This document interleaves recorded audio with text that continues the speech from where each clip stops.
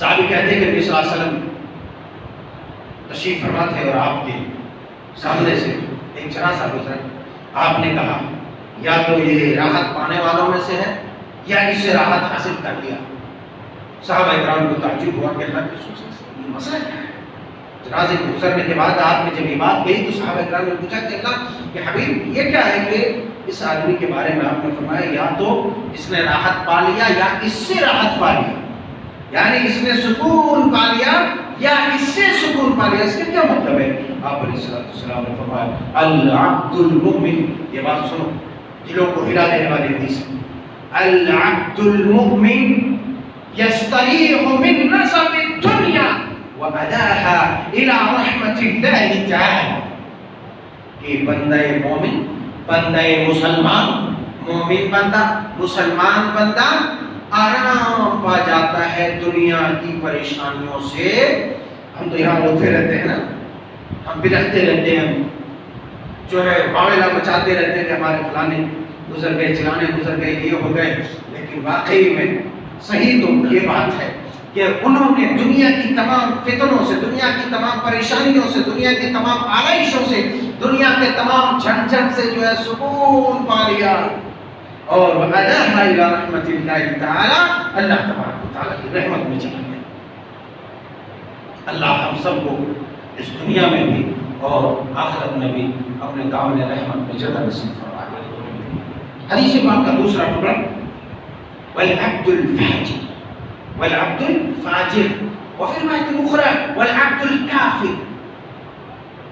عبد الفاجر مسلمان بھی فاسق فاجر ہو سکتا ہے, سمجھ رہے, اور کافر, کافر تو کافر ہے, سب کو معلوم.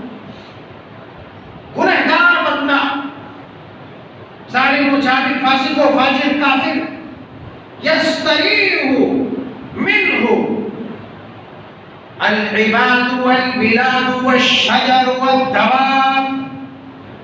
فاسق و فاجر بندے سے دوسرے لوگ بھی, منہ العباد والبلاد, شہر بھی یعنی روئے زمین بھی, جس شہر میں, جس گاؤں میں, جس بستی میں, جس ریاست میں وہ رہتا ہے, جہاں جہاں چلتا اور بستا ہے, وہ شہر بھی, وہ زمین بھی, منہ العباد والبلاد والشجر, اور یہ درخت جو ہمارے لیے آکسیجن مہیا کرتا ہے, ہماری زندگی کے لیے صاف و ستھرا ہوا اور سانس مہیا کرتا ہے یہ درخت.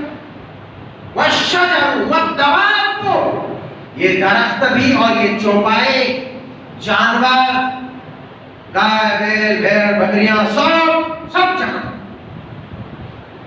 والشجر والدواب, یہ سب کے سب اس ظالم, اس فاسق, اس کافر آدمی سے سکون حاصل کر لیتا ہے. بات سمجھ آئی؟ تو کتنی بڑی بات ہے. ایک ہے کہ ایک موت کے بعد خود وہ راحت محسوس کر لیتا ہے, سکون کی زندگی میں چلا جاتا. ایک یہ ہے کہ اس کے مرنے کے بعد, اس ظالم کے مرنے کے بعد ساری دنیا کی مخلوقات جو ہے سکون حاصل کر لیتی ہے. تو اب ہمیں یہ فیصلہ کرنا ہے کہ ہم ان دونوں میں سے کون سا بنیں گے.